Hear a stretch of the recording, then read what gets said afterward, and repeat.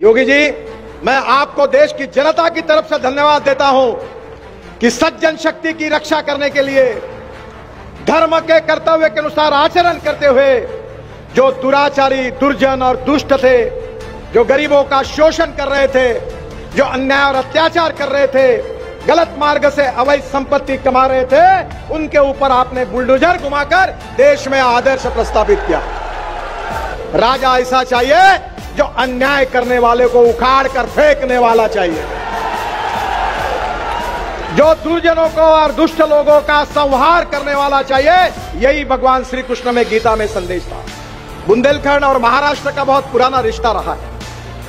हमारे सबके जीवन में बचपन से छत्रपति शिवाजी महाराज हमारे जीवन के आदर्श है और स्वाभाविक रूप से उनका वर्णन किया गया था। यशवंत, कीर्तिवंत, वरदवंत, सामर्थ्यवंत जानता राजा, निश्चय का महामेरु, बहुत जनासी आधारू, अखंड स्थिति का निर्धारू, श्रीमंत योगी। और वो छत्रपति शिवाजी महाराज और बुंदेलखंड के राजा छत्रसाल महाराज, इन दोनों के बीच में बहुत घनिष्ठ मित्रता थी और 17वीं शताब्दी में ये जो नींव है मैत्री की, वो बहुत मजबूत हुई थी। वो देश के इतिहास में बहुत महत्वपूर्ण है। ये वीरों की भूमि है और इसी भूमि पर एक इतिहास बना रहे हमारे योगी जी। मैं आज देश की जनता की तरफ से उनको धन्यवाद दूंगा कि भगवान श्री कृष्ण ने भगवत गीता में एक बात कही, वो योगी जी के काम को देखकर याद आती है। परित्राणाय साधूनाम विनाशाय च दुष्कृताम धर्म संस्थापनार्थाय संभवामि युगे युगे।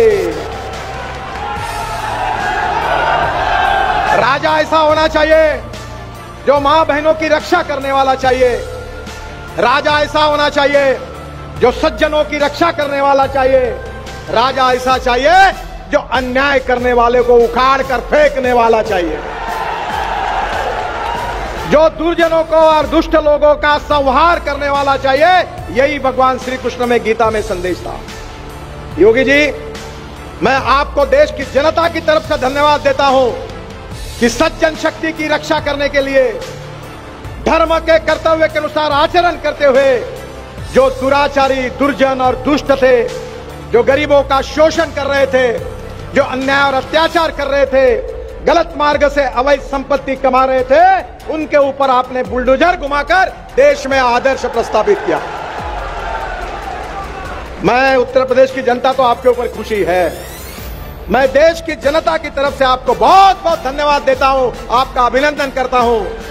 और आप इसी कार्य से आगे जाएंगे तो सही में अयोध्या में राम मंदिर तो अब निर्माण हो गया है, पर देश में राम राज्य निर्माण होगा, ये मेरा विश्वास है।